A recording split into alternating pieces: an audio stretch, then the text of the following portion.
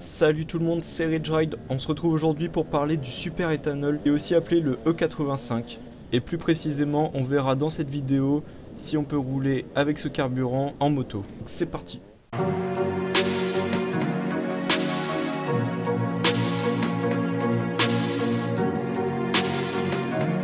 Je voulais aussi rappeler avant de commencer que toutes les infos sont valables fin 2018. Donc attention, certaines infos ne seront peut-être plus d'actualité dans quelques mois. Donc vous avez sûrement récemment entendu parler du super éthanol, aussi appelé le E85, et en particulier des kits super éthanol. On voit plein d'annonces de vente de kits à environ 500-700 euros, adaptables sur voiture, moto, bateau. Enfin évidemment, ces kits sont uniquement réservés aux motos qui ont des injecteurs. Puisque ça fonctionne en lien avec les injecteurs, vous n'allez pas pouvoir installer ça sur une moto à carburateur. Donc pour rappel, le super éthanol est un carburant composé entre 65 et 85% d'éthanol d'origine agricole, c'est pour ça qu'on parle de carburant écologique, et le reste de samplon 95, donc entre 15 et 35% de samplon. En comparaison, le samplon 95 ne contient que 5% d'éthanol et le samplon 95E10 en contient 10. L'énorme avantage de ce carburant est son prix, qu'on trouve environ à 70 à 80 centimes du litre, pour unique raison qu'il est beaucoup moins taxé que les autres carburants. Je vais commencer par répondre à la question la plus importante. Oui, un moteur essence peut fonctionner avec du super éthanol E85 sans kit, mais attention, ce n'est pas sans risque. Sur YouTube ou sur internet, vous allez peut-être voir des gens témoigner qu'ils utilisent du E85 depuis un moment et qu'ils n'ont pas eu de problème particulier.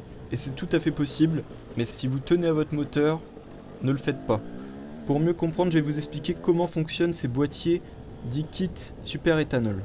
Concrètement, pour qu'un moteur tourne bien, il y a un calculateur qui va calculer la quantité de carburant nécessaire pour répondre à la puissance demandée.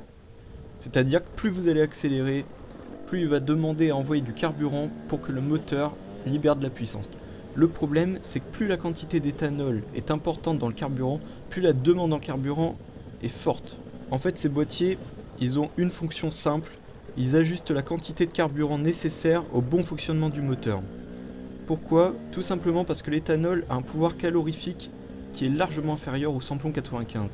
Pour faire simple, c'est l'énergie dégagée qui est largement inférieure avec l'éthanol qu'avec le samplon. Donc pour avoir une parfaite combustion, c'est là que le kit éthanol va intervenir. Il va demander à envoyer plus de carburant pour compenser la forte teneur en éthanol. C'est pour ça qu'on dit que le boîtier ajuste la quantité. Donc si vous n'avez pas de kit, il n'y aura pas cet ajustement et la combustion ne sera pas forcément parfaite. Et en particulier à bas et moyen régime. D'ailleurs, on parle quand même d'une surconsommation d'environ 20 à 30% par rapport à du samplon 95. Et ce taux est souvent sous-estimé par les vendeurs de kits qui parlent plutôt de 10%. Alors à la limite, ça peut toujours être rentable vu que le prix est très intéressant. Mais faut pas oublier que c'est parce qu'il est beaucoup moins taxé que les autres et que si un jour trop de monde utilise le super éthanol, le carburant risque à son tour d'être davantage taxé et beaucoup moins intéressant qu'aujourd'hui. Mais dans tout ça, le plus gros problème reste la fiabilité du moteur. Imaginez que le kit est de mauvaise qualité ou que vous n'utilisez pas du tout de kit. Si la quantité de carburant qui est envoyée aux injecteurs est mauvaise, la combustion sera donc mauvaise. Et une combustion incomplète, vous devinez bien que c'est pas du tout bon pour la durée de vie de votre moteur. Et faut pas oublier aussi que l'éthanol provoque une usure prématurée de nombreuses pièces.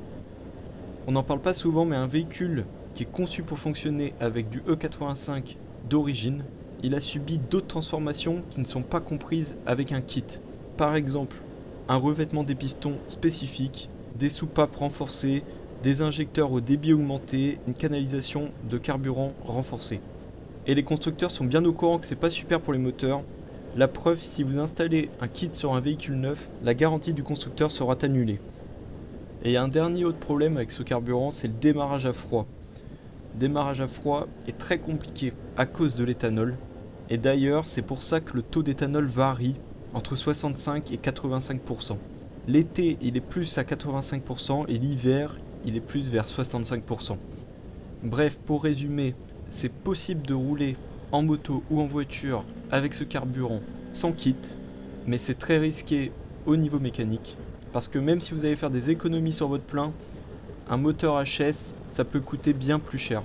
Et avec un kit, la combustion est normalement bonne, mais certaines pièces non adaptées à la teneur en éthanol seront sûrement plus rapidement usées. Donc attention à ce carburant qui peut attirer par son coût très bas, mais qui peut aussi vous faire payer très cher en entretien. Faites vraiment attention à tout ce qu'on vous raconte à la télé, on fait beaucoup de pubs pour ces kits, il y a beaucoup d'argent en jeu, mais vous laissez pas avoir, attendez qu'on fasse encore des progrès, que les moteurs deviennent plus fiables avec ce carburant. Moi je vous dis à très bientôt, c'était Rage Ride, bye.